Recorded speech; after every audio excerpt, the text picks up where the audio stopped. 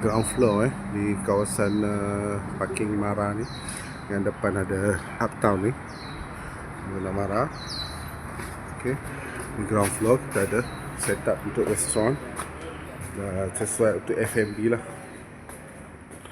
Okay, standard 20 kali 80 20 kali 80.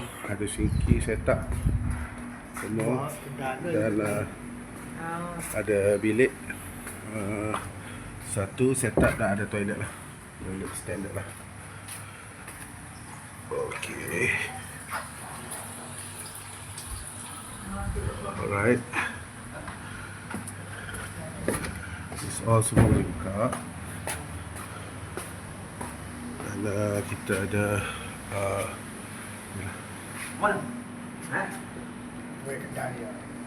first floor, keluasan 20 kali 80. Depan ada dua partition. Di mana dah asing dah board, guna board, maknanya boleh buat dua bilik lah. Okay, facing parking Mara lah. Alright, sesuai bawah, sesuai untuk F&B lah.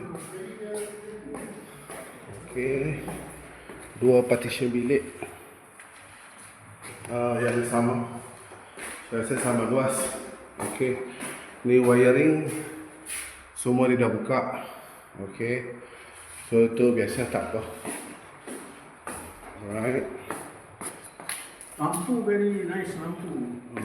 Wiring atas sudah siapkan, cuma ni kosmetik standard lah. Alright, ada dua bilik dia dah buka. Okay, dua bilik luas lah, satu kawasan, dan satu bilik boleh buat bilik solat, dan ada bilik untuk toilet lah. Okay, standard toilet, satu toilet, satu bilik mandi, dan ada ruang pantry lah, ataupun nak ruang apa-apa boleh. Alright,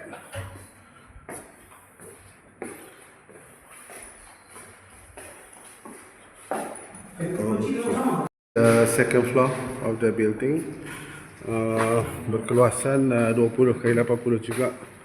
Maybe a little bit more because bawah tu 20 80, so maybe 20 90 sikit kot. Okay, ni bahagian depan, partition depan ada DB ya, ada DB siap.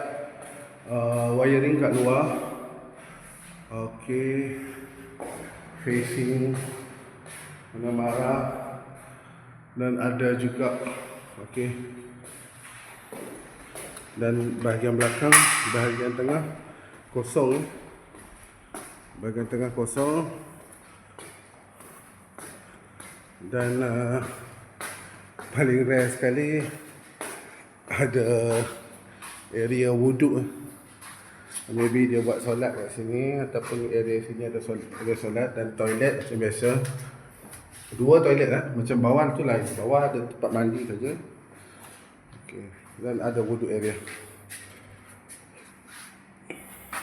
Okay.